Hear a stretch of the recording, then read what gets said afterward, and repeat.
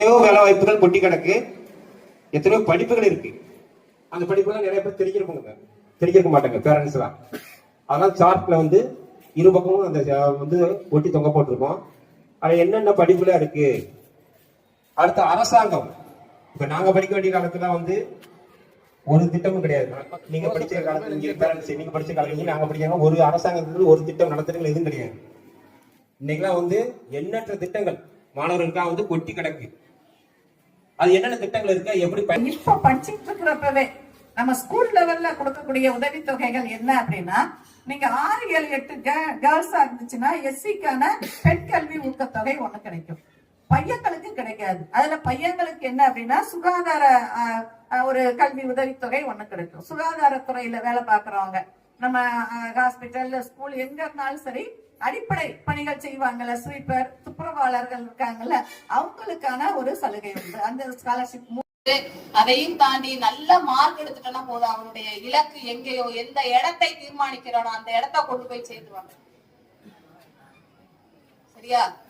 பல்வேறு வேலைகளுக்கு மத்தியில இங்க வந்திருந்ததுக்கு ரொம்ப நன்றி. மறுபடியும் பெற்றோர்களுக்கு ஒரே ஒரு சின்ன ஒரு கல்வியை பற்றிய ஒரு கவிதையோட இந்த தலைப்பை முடிக்கிறேன்.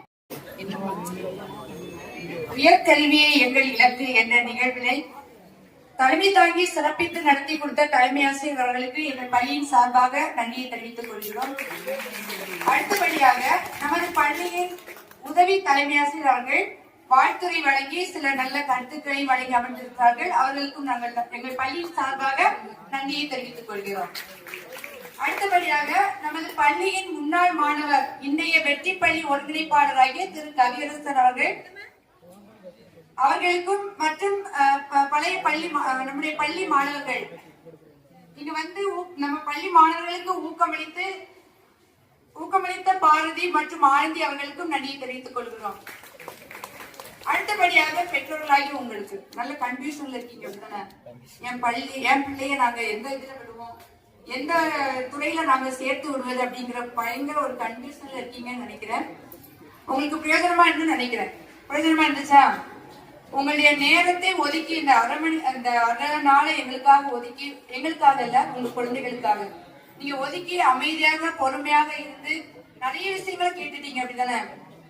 அப்புறம் வந்து சிவபிரசாதோட அப்பா அதே கைதட்டெல்லாம் வாங்கினாங்க.